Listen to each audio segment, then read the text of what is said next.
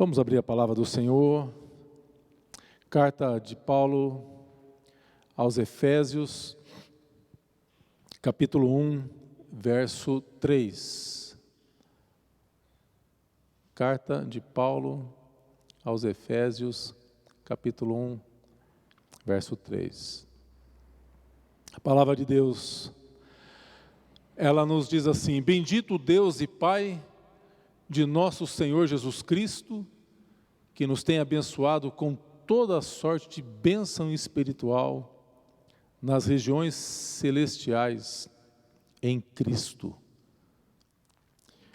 Pai, colocamos nossas vidas diante de Ti mais uma vez e pedimos que o Senhor nos fale e nos edifique em Tua palavra. Nós oramos em nome de Jesus. Amém. Na carta de Paulo aos Efésios, Paulo ele chama a atenção da igreja para o mundo espiritual.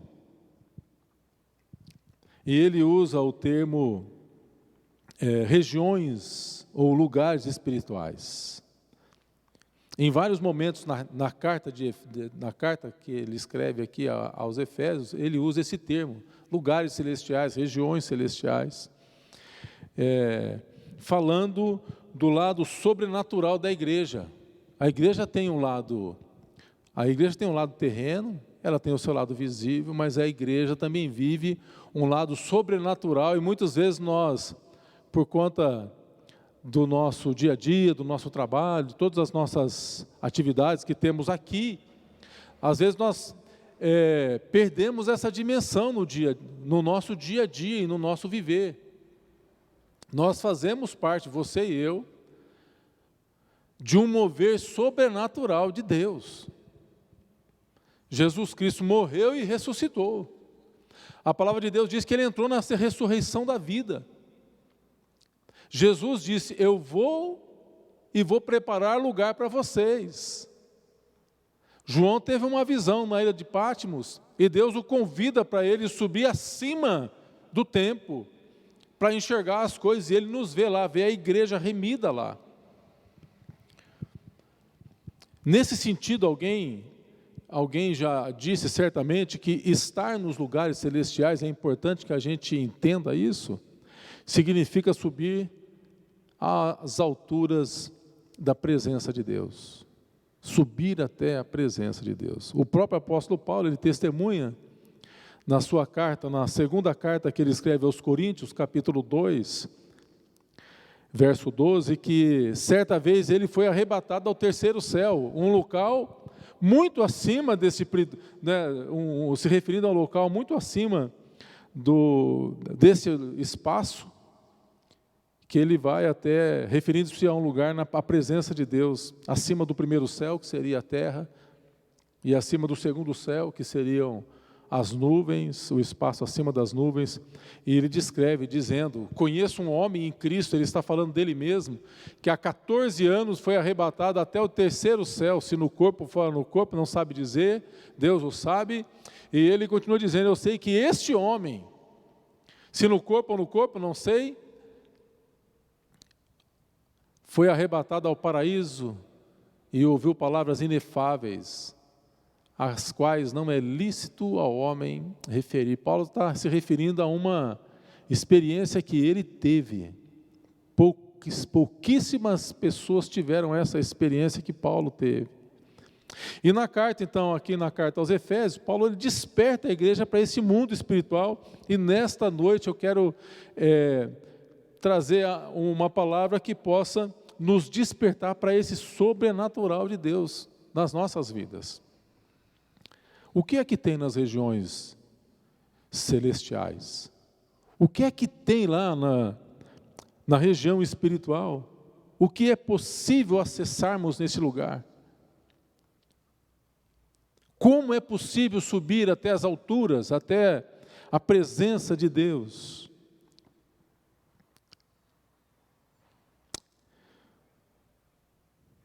Então, a prática da oração ela nos coloca nesse plano superior. É a oração que nos leva até a presença de Deus e que nos conecta com o reino celestial. O cenáculo, por exemplo, que é o lugar de oração, essa palavra significa andar de cima, que era reservado para oração. É interessante.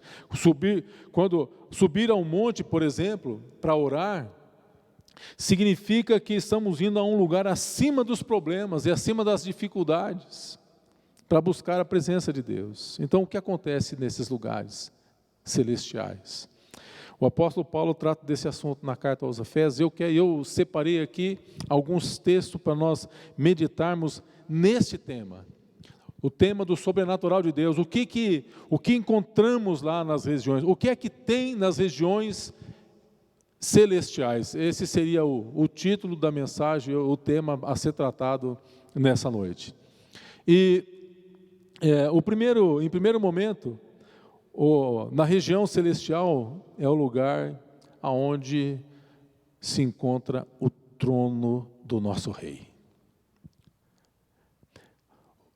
O reino espiritual onde está o trono de Jesus. Efésios capítulo 1, verso 20 a 21, nós lemos: o qual exerceu ele em Cristo, ressuscitando-o dentre os mortos e fazendo-o assentar à sua direita nos lugares celestiais, acima de todo principado e potestade, poder e domínio, e de todo nome que se possa referir, não só no presente século, mas também no século vindouro.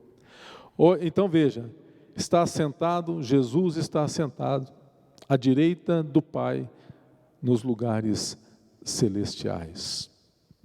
Após ter ressuscitado, Jesus, ele entra na ressurreição da vida, e ele assentou-se à destra da majestade. E a palavra de Deus diz que de lá ele intercede por nós.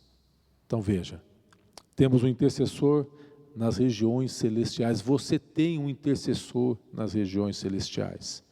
E nós temos um intercessor aqui na terra, porque o Espírito Santo intercede por nós com gemidos inexprimíveis, porque não sabemos orar como convém.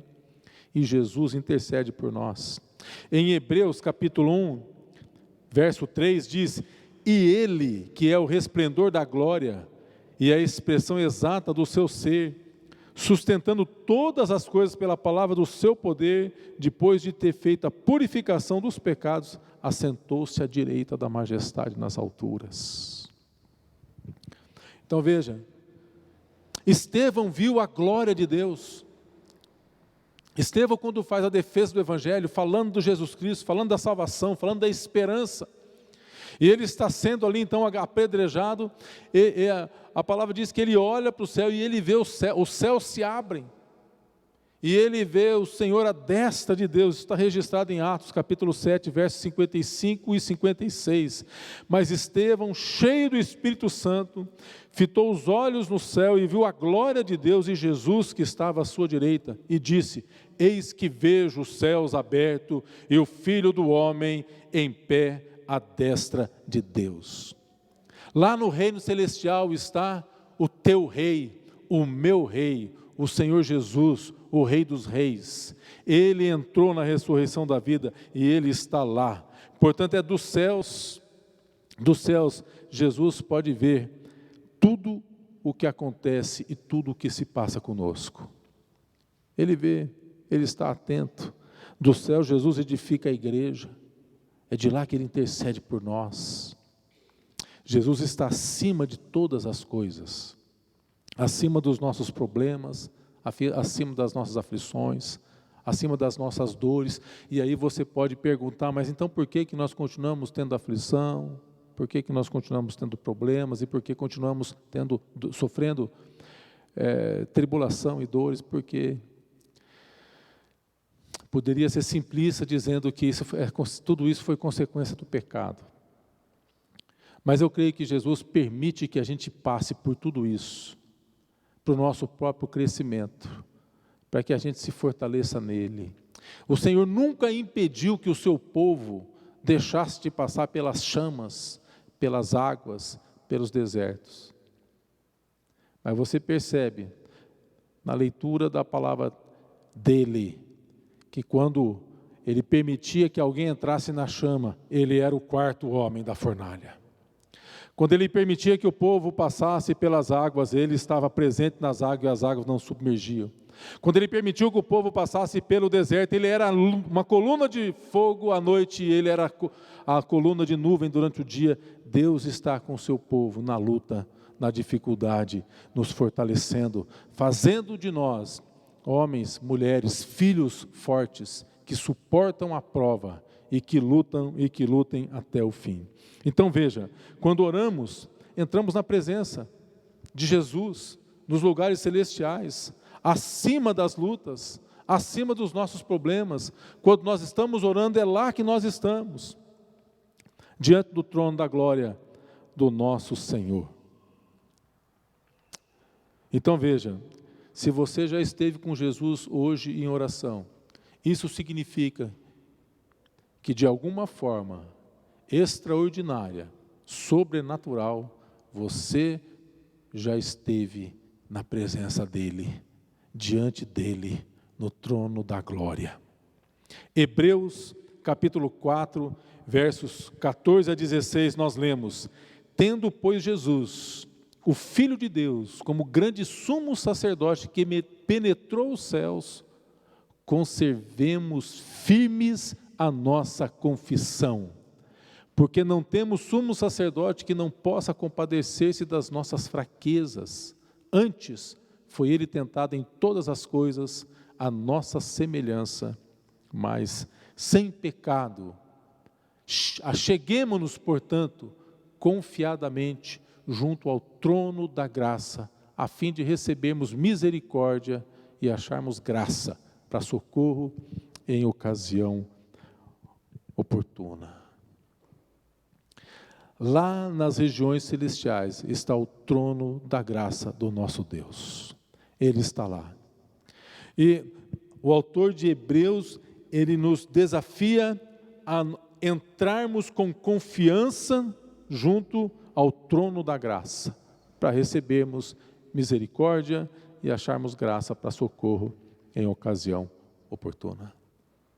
Tem um cântico que cantava-se muito na igreja Nova Aliança em Londrina, que ele é assim, ele diz assim: entra na presença do Senhor com gratidão. Entra na presença do Senhor com gratidão. Ele dizia assim: entra na presença do Senhor com gratidão e alça a tua voz com louvor. Dai glória e honra e louvores ao Senhor, nome sem igual. O nosso Deus está nas regiões celestiais. Tenha como revelação essa verdade. A nossa distância desse trono é a distância de uma oração.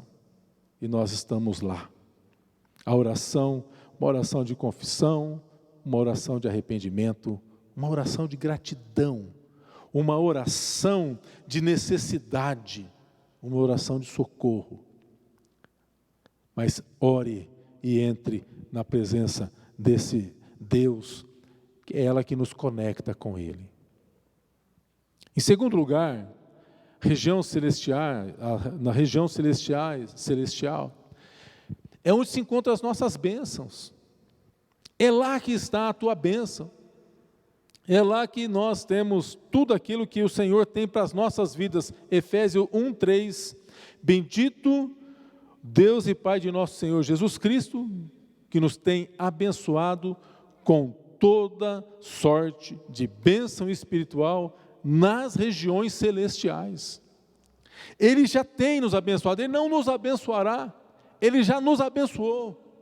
A palavra de Deus diz que em Abraão, Silas, nós já recebemos e herdamos as bênçãos. Em Cristo, nós já recebemos as bênçãos de Abraão.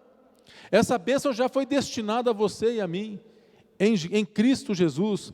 Então, lá nos lugares celestiais estão as nossas bênçãos. Quando a gente lê a história de Israel, é bastante interessante, a gente percebe que quando o povo de Deus buscava o Senhor com exclusividade, quando Israel, quando aqueles homens buscavam com devoção, com dependência, esse povo era guardado, esse povo era abençoado, esse povo prosperava, esse povo crescia, esse povo conquistava, esse povo era vitorioso. Mas quando eles vacilavam e deixavam de buscar o Senhor permitia que eles fossem derrotados, para que eles entendessem que não há Deus maior que o Deus que quer cuidar das nossas vidas. Abraão, sendo um homem riquíssimo, tinha necessidade de ter um filho, e ele orou a Deus, e Deus o abençoou. O rei Davi, as suas vitórias eram precedidas de oração. O ministério de Jesus foi precedido de oração. Quando Jesus estava para fazer algo, ele orava ao Pai, e as curas, as bênçãos que eram derramadas, eram conquistadas nesse lugar, aonde estavam as bênçãos do Senhor. Em Marcos 14, 22 diz que tudo quanto pedimos em oração, tudo quanto pedimos, Ele nos dá, nós temos recebido. Alguém disse que nas regiões celestiais há um estoque inimaginável, inesgotável de bênçãos preparadas para os filhos de Deus. Primeira carta de Coríntios, capítulo 2, verso 9 e 10 diz: mas como está escrito, nem olhos viram, nem ouvidos ouviram, nem jamais penetrou o coração humano o que Deus tem preparado para aqueles que o amam. Mas Deus já nos revelou pelo Espírito, porque o Espírito todas as coisas perscruta, até mesmo as profundezas de Deus. As nossas bênçãos estão lá, as tuas bênçãos estão lá.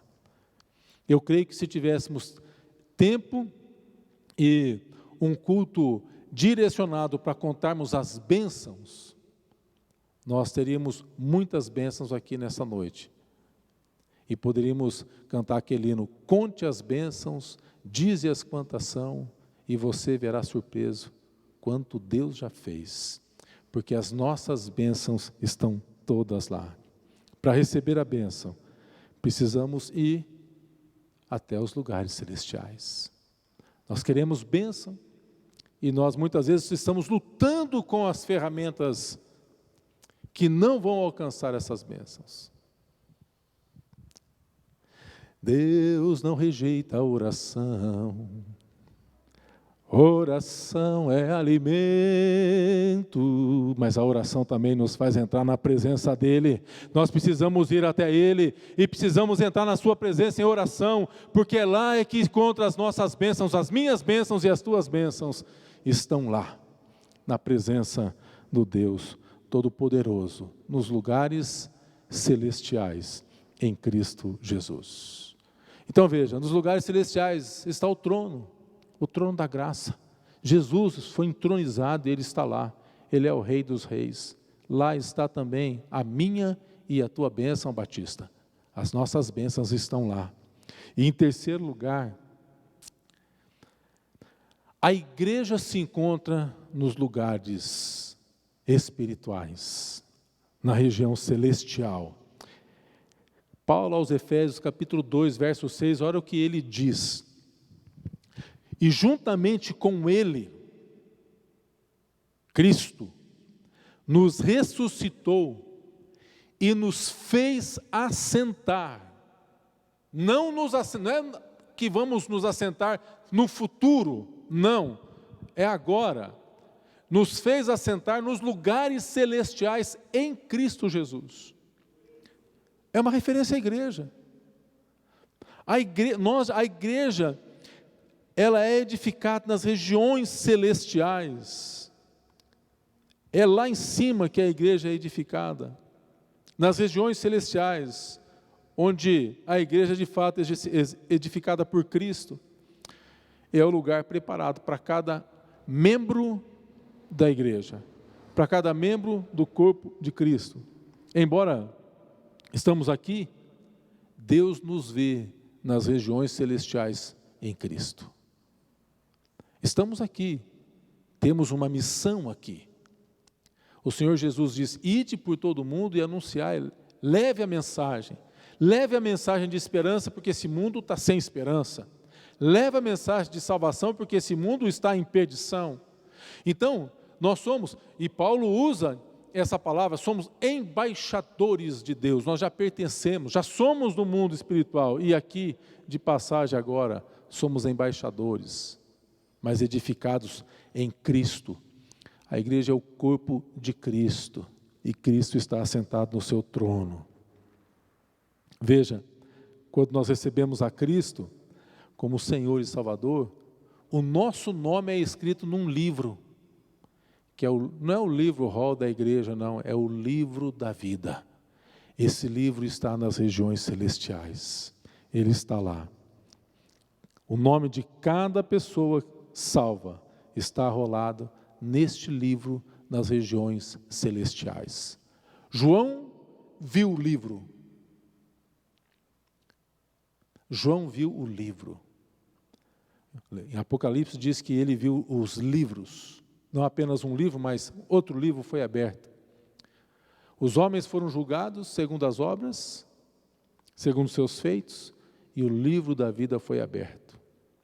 E aqueles que não foram encontrados no livro da vida foram lançados no lago de fogo. Mas o meu nome é o teu nome. O nome de todos aqueles que entregaram suas vidas a Cristo tem o seu nome nesse livro. Aqui é o lugar da igreja.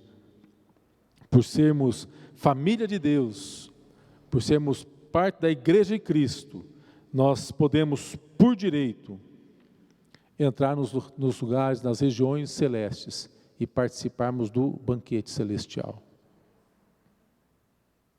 Existe uma mesa preparada. Você já pensou nisso? Tem uma mesa preparada para você lá. Portanto, cada livramento, cada experiência com Deus é um pouco da provisão de Deus para as nossas vidas, da provisão celestial de Cristo para a igreja. Em momentos difíceis na nossa vida, nós entendemos que então que nós podemos subir um pouco mais até a presença de Deus em oração. Isaías 40, verso 30 a 31, nós lemos: os jovens se cansam e se fatigam, e os moços de exaustos caem, mas os que esperam no Senhor, renovam as suas forças, sobem com asas como águias, correm, não se cansam, caminham, não se fatigam. Então o mundo cansa, mas aqueles que conhecem a Cristo, aqueles que são de Cristo, sobem como águias até a presença do Senhor. Lá, na presença dele, o salmista diz que há um lugar de refrigério, há um lugar de descanso, águas de descanso, lugar da igreja. Em quarto lugar, a região celestial é o lugar da verdadeira sabedoria, Efésios 3:10. Pela igreja, a multiforme sabedoria de Deus se torne conhecida agora dos principados e potestades nos lugares celestiais. A sabedoria habita nos lugares celestiais. Ela habita lá no alto. Paulo, testemunhando, ele testemunhando e considerando-se o menor dos apóstolos, ele diz que ele alcança esse conhecimento do alto para anunciar o Evangelho. Efésios capítulo 3, versos de 8 a 10, ele diz: a mim, o menor de todos os santos, me foi dada esta graça, de pregar aos gentios o Evangelho das insondáveis riquezas de Cristo e manifestar qual seja a dispensação do mistério desde os séculos oculto em Deus que criou todas as coisas, para que pela igreja, então ele vai dizer, a multiforme sabedoria de Deus se torne conhecida agora e dos principados e potestades nos lugares celestiais. Paulo atribui que essa sabedoria não vinha dele, que essa sabedoria não vinha dos seus estudos, que essa sabedoria vinha do Senhor. E por que nós precisamos de sabedoria para tomar as decisões acertadas? E Tiago, ele vai nos dizer na sua carta, no capítulo 1, verso 5, se algum de nós necessitamos de sabedoria, que podemos pedir a Deus, que nos dá liberalmente, e nada nos impropera e ser-nos-á concedida, em cada situação das nossas vidas. Nós podemos pedir e contar com a orientação de Deus, com a sabedoria que vem do alto. E sabedoria é diferente de conhecimento, e é diferente de inteligência. Embora as palavras possam ser parecidas ou se confundirem, mas o conhecimento é aquela bagagem que a gente vai adquirindo ao longo dos anos, aquela bagagem de experiência que a gente adquire. Então, esse é o conhecimento. A inteligência é a capacidade de ir aguardando essas coisas, de indo compreendendo. Mas a sabedoria é a capacidade que Deus nos dá de usarmos o conhecimento e a inteligência que Ele tem nos dado. É a capacidade de tomar as decisões acertadas na vida. E isso vem de Deus. Isso vem do alto. É lá no alto, nas regiões celestiais, que nós encontramos a sabedoria que necessitamos. Quando entramos nos lugares celestiais, em Cristo, podemos então visualizar os caminhos do Senhor, que são mais altos que os nossos. Isaías capítulo 55, verso 8 e 9, nós lemos: porque os meus pensamentos são maiores que os vossos pensamentos. Os meus pensamentos não são os vossos pensamentos, nem os vossos caminhos, os meus caminhos, diz o Senhor, porque assim como os céus são mais altos do que a terra, assim são os meus caminhos mais altos que os vossos caminhos, e os meus pensamentos mais altos que os vossos pensamentos, diz o Senhor. Então veja, o que nós aprendemos é que o conhecimento de Deus, ele supera qualquer formação e qualquer conhecimento humano. E é de lá que nós devemos buscar. Você precisa de sabedoria. A palavra de Deus diz que o temor do Senhor é o princípio da sabedoria. E é lá que nós buscamos. Quantas coisas que nós encontramos nas regiões celestiais, em Cristo, o trono de Deus, as bênçãos estão lá, a sabedoria que precisamos para tomar as nossas decisões estão lá. Nas regiões celestiais é o lugar da igreja. E finalmente, em último ponto da nossa reflexão dessa noite, as nossas conquistas também estão lá. As nossas batalhas e as guerras que travamos também se encontram nas regiões celestiais. E é aqui, nesse ponto, que muitas vezes nós, como servos de Deus, como os filhos de Deus, perdemos de ver o sobrenatural de Deus, porque lutamos com as nossas armas, lutamos com as armas terrenas, lutamos com a nossa influência, lutamos com a nossa sabedoria, lutamos com os nossos recursos, e aí nós perdemos, porque nós nos esquecemos que algumas batalhas, talvez não todas, mas algumas batalhas, elas só são vencidas nos lugares celestiais. Efésios capítulo 6, verso 12, nós lemos: porque a nossa luta não é contra a carne ou sangue.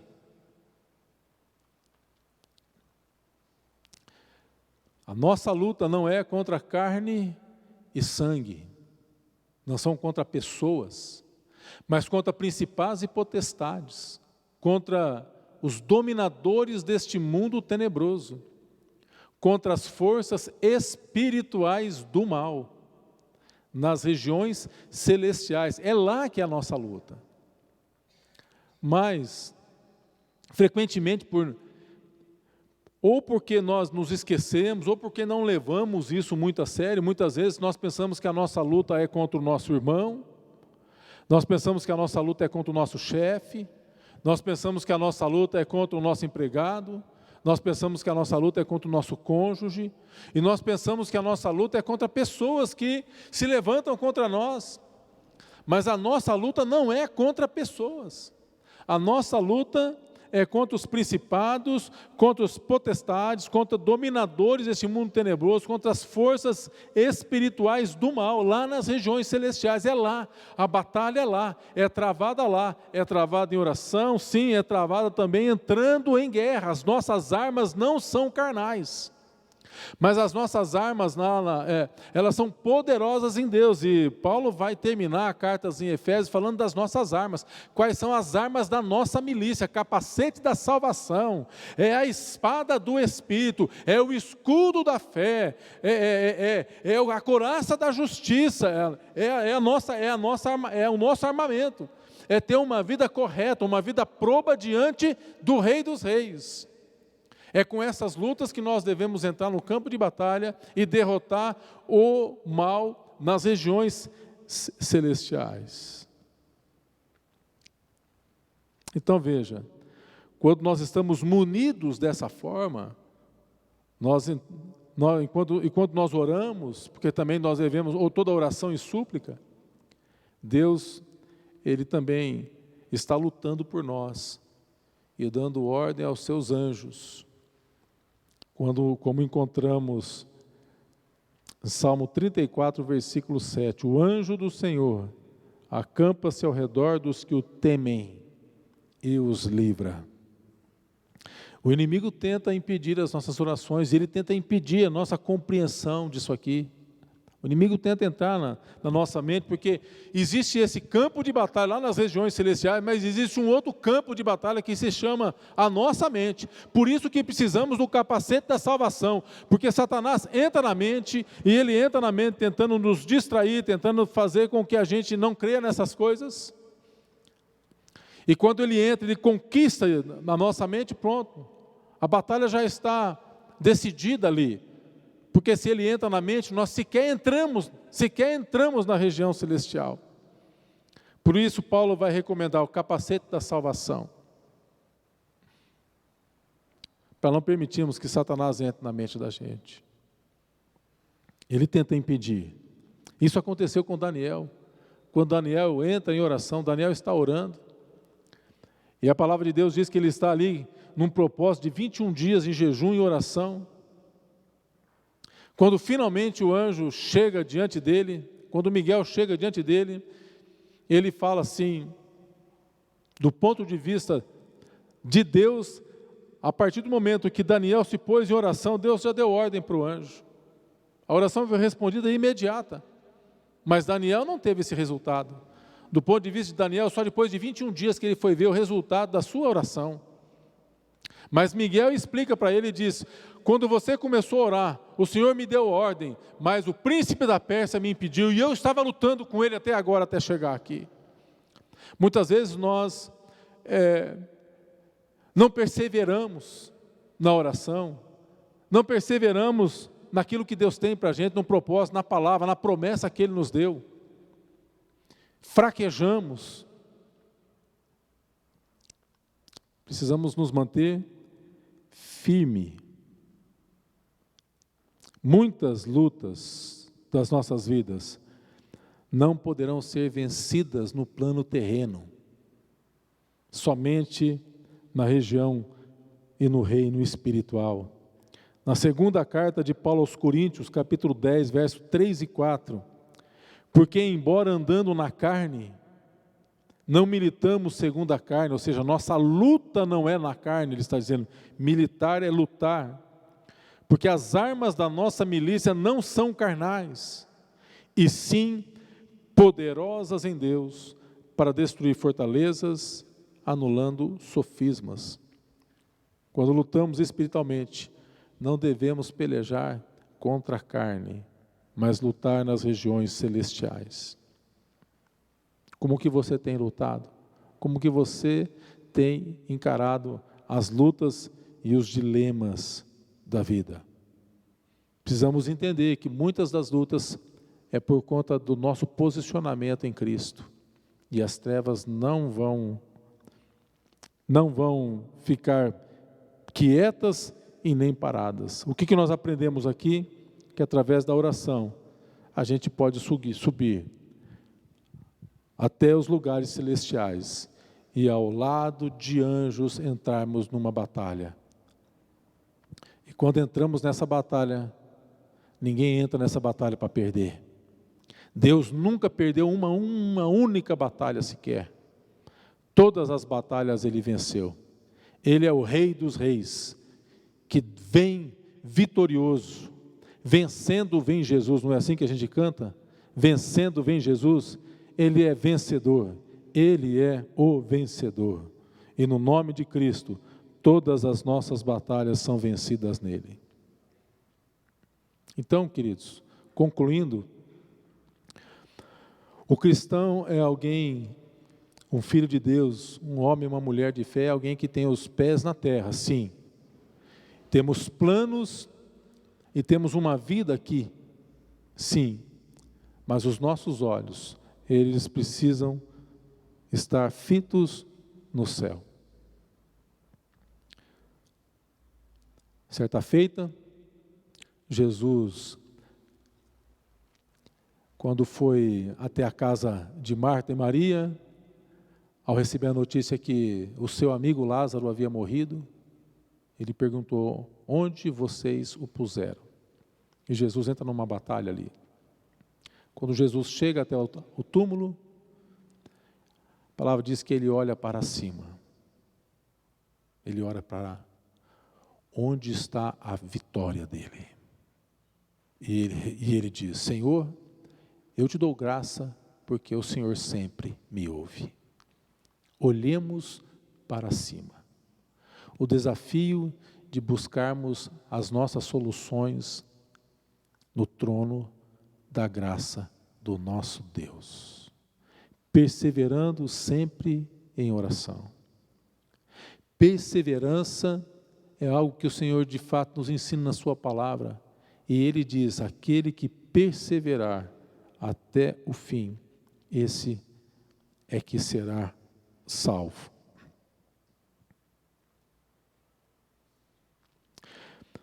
Mateus capítulo 16, verso 19. Dar-te-ei as chaves do reino dos céus. O que ligares na terra, terá sido ligado nos céus. O que desligares na terra, terá sido desligado nos céus. Você sabe que chave fala de autoridade. Esse templo hoje foi aberto porque alguém tinha autoridade, tinha a chave para abrir as portas, os portões e os cadeados para que você e eu entrássemos aqui. Nessa passagem bíblica, Jesus está dizendo em Mateus capítulo 16, que Ele nos deu autoridade para entrarmos no reino dos céus. Então, essa é a revelação que manteve a igreja desde o seu nascimento e que foi sustentada até aqui e que será sustentada até a volta de Jesus Cristo. É assim que Deus nos vê, assentados em Cristo, nas regiões celestiais, e é lá que se encontram todas as nossas vitórias, é de lá que Ele supre todas as nossas necessidades. Que Deus nos abençoe e que o Senhor nos faça viver e lembrar, sobretudo na hora da luta, na hora do conflito, na hora de algum embate, lembrar que é de lá que vem o nosso socorro, que é lá que está a nossa luta, e que as nossas armas não são carnais, mas poderosas em Deus, para destruir sofismas, para desbaratar o exército do mal. Em Cristo, Paulo diz, somos mais do que vitoriosos. Nele podemos todas as coisas, porque é Ele quem nos fortalece. Amém? Que Deus nos abençoe. Vamos orar ao Senhor. Baixa a tua cabeça. Coloque tua vida diante do Senhor. Não sei quais as lutas que você tem sofrido, que você tem enfrentado. Uma coisa é certa. Todos nós temos lutas. Todos nós enfrentamos os dilemas da vida. E talvez, não por desconhecer, mas talvez por distração, você tem tentado lutar com as armas erradas. E essa luta que você está enfrentando tem sido uma luta tão intensa, uma batalha intensa. E parece que você não vai vencer essa batalha. Mas nessa noite, o Senhor te apresenta aonde se encontra a tua vitória. Aonde estão as tuas armas. O Senhor nos apresenta na sua palavra aonde estão as nossas bênçãos, as minhas e as tuas bênçãos. Elas se encontram todas lá no trono da graça do nosso Salvador. Então faça o seu propósito com Deus nessa noite. Mude a sua estratégia.